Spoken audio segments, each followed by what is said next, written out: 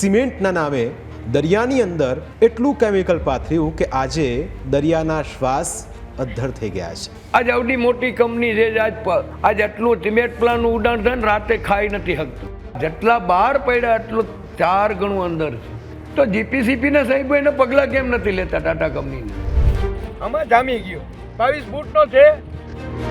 એ 23 ગામની અંદર આ કેમિકલયુક્ત પાણીના કારણે કેવી સ્થિતિ છે? અટાણે જો ફેક્ટરી બાજુ આજુબાજુમાં જેટલા ગામ છે ને એ ગામનું તો અટાણે સિમેન્ટ પ્લાન્ટથી માણ અંબરે છે. આ મારે અટાણે હું અંદર ઉતરવું પડ્યું. આ તમને પુરાવા હું શીખે દેખાડવા કેમિકલ. આપના વિસ્તારના ધારાસભ્ય કે સાંસદ ભાઈ બધાના કોન્ટ્રાક્ટ ચાલુ છે. હાથ જોડીને વિનંતી કરું, જો આનો ખરેખર આ ગરીબ માણસોને ન્યાય દેવરવો. મેં આ ભેગ પહેર્યો છે, હવે એને પાર ઉતારે દ્વારકાધીશ